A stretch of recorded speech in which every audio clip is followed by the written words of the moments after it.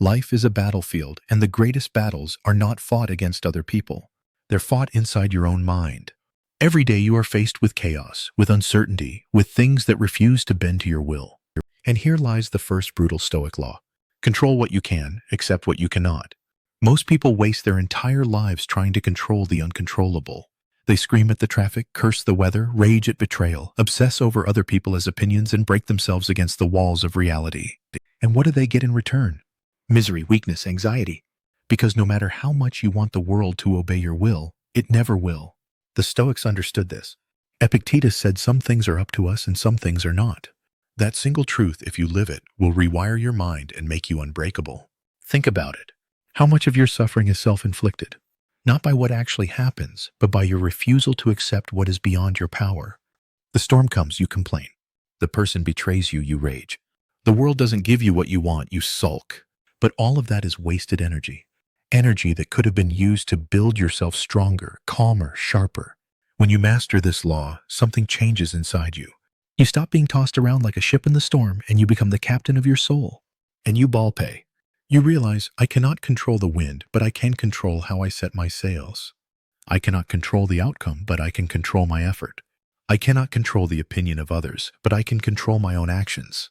That is where power lies, not in bending the universe, but in bending yourself. Imagine walking through life with this mindset. Someone insults you. You don't flinch because their words are outside your control, but your response is not. Life throws tragedy your way. You don't crumble because loss is outside your control, but how you face it is within. The economy crashes. The future is uncertain. You remain steady because the world is chaos, but your choices are order. This is not passivity. This is strength. Acceptance is not weakness. It is clarity. It is the refusal to waste energy on battles you cannot win. And once you stop fighting what cannot be changed, you unlock your full power to dominate what can be. Your habits, your discipline, your mindset, your character. These are your weapons, these are your tools, and these are entirely within your control. So carve this law deep into your heart. Control what you can, accept what you cannot. Live it every single day, because the man who obeys this law cannot be broken. He cannot be shaken. The world may strike him with storms, but he will remain calm, grounded, unstoppable. That is the first step to becoming mentally unbreakable. Every man dreams of being strong. Every man dreams of being unbreakable, respected, and unstoppable. But very few are willing to pay the price. They want the glory without the grind, the reward without the struggle, the crown without the cross. And that's where they fail. Because strength has only one currency: pain. The Stoics knew this better than anyone. Marcus Aurelius ruled an empire while battling endless wars, plagues, and betrayal. Seneca faced exile and the constant threat of death. Epictetus was born a slave, beaten and broken, yet rose to become a philosopher whose wisdom still stands today. These men didn't become strong in spite of pain. They became strong because of it. Pain was their teacher. Pain was their forge. And here is the brutal truth. If you avoid pain, you avoid growth. If you run from discomfort, you run from strength. Every setback you face, every heartbreak you endure, every sleepless night you suffer is not punishment, it's preparation. The weights in the gym tear your buxels so they grow back stronger. Life tears your heart, your ego, your illusions so you can rebuild into something indestructible. Most people complain when life gets hard. Most people complain. They ask, why me? Why now? But the Stoic asks a different question. What is this pain trying to teach me? How can I grow from this? That shift in perspective transforms suffering into power. You stop being a victim and start being a warrior. Think about it. The strongest steel is forged in fire. The tallest trees grow in the strongest winds. Diamonds are created under pressure. Nature itself screams the same truth. Strength is born from struggle. If you shield yourself from hardship, if you hide from challenges, you are not protecting yourself. You are weakening yourself. Comfort makes men soft. Pain makes men strong. And when you begin to see pain differently, it loses its power over you. You stop fearing it. You stop running from it. Instead, you embrace it. You welcome it, because you know every trial is training. Every scar is proof of survival. Every failure is shaping you into something greater than you were yesterday. So when life hits you, don't shrink. Don't complain. Don't beg for an easier road. Instead, demand the strength to walk the harder one, because every moment of pain is a chance to prove to yourself that you cannot be broken. Every obstacle is sharpening your will. Every loss is hardening your spirit. The Stoics didn't just endure pain. They used it. They transformed it. They mastered it. and that is why they could face death itself without fear. So carve this truth into your heart. Pain is the price of strength. Pay it willingly. Pay it daily, and you will rise above every man who hides from it. Because while they stay weak in comfort, you will grow unbreakable in the fire. That is the second brutal law of the Stoic mind. A man who cannot control his emotions is not a man, he is a puppet. His strings are pulled by anger, by fear, by jealousy, by lust. He is tossed around by every impulse, every mood, every fleeting thought. He thinks he is free, but in truth he is a slave to his emotions. And the brutal Stoic law is this: either you rule your emotions or they will rule you. Most people live like emotional addicts. Someone disrespects them and they explode in rage. Someone leaves them and they collapse in despair. They scroll through social media and feel envy at strangers' lives. They are dragged like prisoners by every feeling, never stopping to ask, who is really in charge here, me or my emotions? The Stoics refuse to live this way.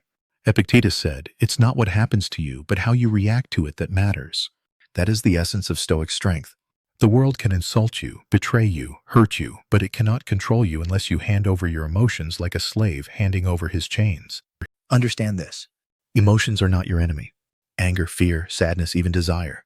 They are natural. They are human, but they must be mastered. Think of emotions like wild horses. Left unchecked, they will drag you into chaos. But trained and disciplined, they can carry you toward greatness.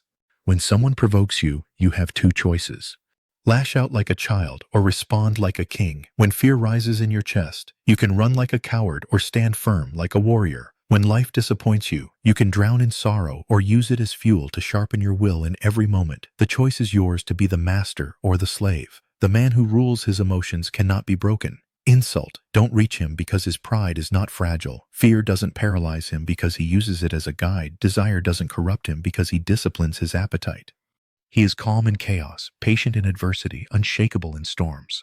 That is real power, the power of self-command. And make no mistake, this is not easy. Mastery is not built in a day. It requires awareness, discipline, and constant training. You will fail. You will lose control sometimes, but every time you catch yourself, every time you choose reason over impulse, you take back your power, you reclaim the throne of your mind. So ask yourself, are you the ruler of your emotions, or are you their prisoner? Do you command your anger, or does it command you? Do you guide your fears, or do they guide you?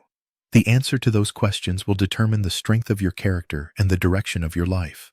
Carve this law deep into your soul. Your emotions are slaves. Unless you rule them, master them, and you will stand among men as unshakable, untouchable, unbreakable fail, and you will remain a slave forever. That is the third brutal law of the Stoic mind. One of the greatest sources of human misery is expectation. People walk through life believing the world owes them something. That friends will always be loyal. That love will always last. That effort will always be rewarded. That life should always be fair.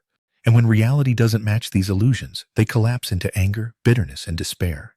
But here lies the brutal Stoic law. Expect nothing. Appreciate everything. The truth is simple. Life owes you nothing. The world never signed a contract to make you happy.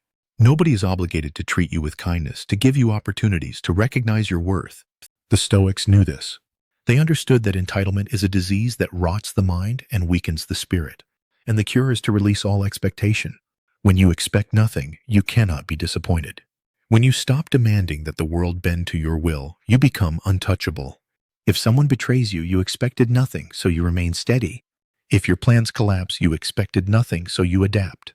If life strikes you with hardship, you expected nothing, so you are not broken. This mindset strips the world of its power to hurt you, but this law does not mean you live in bitterness. Quite the opposite. When you drop expectations, you unlock the ability to appreciate everything. Suddenly, the smallest things become treasures. A sunrise, a meal, a moment of peace, a friend who shows up when they didn't have to. Nothing is owed, so everything becomes a gift, and gratitude is the strongest shield against despair. Most men live in disappointment because they walk around saying, "I deserve." The Stoic walks around saying, "I am grateful." The difference is everything. Entitlement makes you fragile, but gratitude makes you unbreakable. The man who expects nothing cannot be destroyed by loss because he never believed he was entitled to keep anything in the first place. And yet, because he appreciates everything, he lives richer than those who have more. Think about it. A poor man with gratitude can be happier than a rich man with entitlement. The poor man sees every meal as a blessing, every day as a chance. The rich man, poisoned by expectation, finds nothing good enough. Gratitude transforms how you experience life, no matter your circumstances. And this is not just philosophy, it is strategy. A Stoic who expects nothing can walk into battle, into business, into love without fear of disappointment. If success comes, he is grateful. If failure comes, he is prepared. Either way, he cannot be broken. So cut the chains of expectation. Stop waiting for life to hand you what you think you deserve. Stop demanding fairness. Stop demanding certainty. Instead, sharpen your mind with gratitude. Appreciate what you have while it is here before it is gone. Carve this law into your heart. Expect nothing. Appreciate everything. Because the man who expects nothing cannot be shaken, and the man who appreciates everything cannot be defeated. That is the fourth brutal law of the Stoic mind. Every man walks through life as if he is immortal. He wastes days, weeks, years telling himself he has time. Time to fix his mistakes. Time to chase his dreams. Time to love. To forgive. To become who he was meant to be. But here is the brutal reality. You do not have time. You are dying. And that truth is not meant to scare you. It is meant to teach you. The Stoics lived with this awareness. Memento mori. Remember, you will die. They repeated it not to fall into despair, but to sharpen their focus. Death is not the enemy. Death is the reminder that life is fragile, fleeting, and precious. And when you embrace this truth, you stop wasting your days in distraction, laziness, and regret. You begin to live with urgency, with clarity, with purpose. Think of how you would live if you knew you had only 1 year left. Would you still waste time scrolling mindlessly, gossiping, procrastinating, holding grudges? Or would you cut through the noise and focus on what truly matters? Your growth, your character, your relationships, your mission. Death teaches you to strip away the trivial and commit yourself to the essential. Most people fear death because they haven't lived. They fill their lives with comfort and illusion, and when the end comes, they panic. But the Stoic who remembers death daily does not panic. He is ready because he has lived with intention. He has faced each day as if it were his last. He has spent his time wisely. Marcus Aurelius wrote, "You could leave life right now. Let that determine what you do and say and think." Imagine carrying that truth in your heart every morning. Suddenly your excuses dissolve. Suddenly your fears look small. Suddenly the opinions of others don't matter. Because when you remember death, you stop playing small games. You stop living half alive. Death is the great equalizer. It doesn't care about your wealth, your status, your pride. It humbles kings and slaves alike. And yet most men live as if they will escape it, chasing vanity while ignoring meaning. But the Stoic embraces death as his greatest teacher. For when you truly understand that every breath might be your last, you finally begin to breathe fully. Here is the lesson. Stop waiting. Stop delaying. Stop telling yourself you will live someday. Someday is a lie. All you have is today. And today could be your last chance to say the words you've been holding back, to take the risk you've been avoiding, to rise into the man you were meant to be. Carve this law into your soul. Death is your teacher. Do not run from it. Do not fear it. Learn from it. Let it wake you up. Let it fuel you. Because the man who remembers death is the only man who truly lives. And when his time comes, he will not tremble. He will stand unshakable, knowing he lived fully until his final breath. That is the fifth brutal law of the Stoic mind. Most men think freedom means doing whatever you want, whenever you want. They believe freedom is indulgence, sleeping in, chasing pleasure, avoiding responsibility. But this is a lie. That kind of freedom is a trap. It weakens you. It enslaves you to your impulses, to your laziness, to your desires. The brutal Stoic law is this. Discipline is freedom. Understand this clearly. Without discipline, you are not free.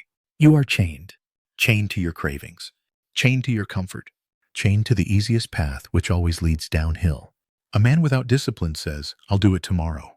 But tomorrow never comes. A man without discipline says, "I can't help it." But what he really means is, "I've given up control." He is a prisoner. And his jailer is himself. The Stoics knew better. Marcus Aurelius woke before dawn to do his duty as emperor, not because he wanted to, but because discipline demanded it. Epictetus, once a slave, preached that true freedom comes not from indulgence, but from self-mastery. Discipline is not a punishment. It is the highest form of strength. Discipline is saying no to comfort so you can say yes to greatness. It is pushing your body when it wants to quit, focusing your mind when it wants to wander, holding your tongue when it wants to lash out. Discipline is doing what needs to be done, whether you feel like it or not. And when you master this, you unlock real freedom. The freedom to choose your destiny. Think about it. The man who eats without discipline is a slave to his appetite. The man who spends without discipline is a slave to his greed. The man who speaks without discipline is a slave to his anger. But the man who rules himself, his hunger, his habits, his emotions, is free. He is no longer dragged by impulses. He becomes the master of his own fate. And here is the paradox. The more disciplined your life, the freer you become. Wake up early and you are free from the chains of wasted mornings. Train your body and you are free from weakness. Discipline your mind and you are free from fear, doubt, and distraction, where others collapse. In chaos, you stand tall because your discipline has built you into an unshakable fortress. This path is not easy. Discipline requires sacrifice. It demands discomfort. But every moment you suffer in discipline, you gain tenfold in strength, focus, and freedom. The man of discipline is rare because most men are ruled by comfort. But that is why the disciplined man rises above the crowd. He has built the resilience, the willpower, and the character that others only dream of. Not so. Burn this law into your mind. Discipline is freedom. Not the shallow freedom of indulgence, but the deep freedom of self-mastery. The man who practices discipline cannot be enslaved by others, by circumstances, or by himself. He is free. He is strong. He is unbreakable. That is the sixth brutal law of the Stoic mind.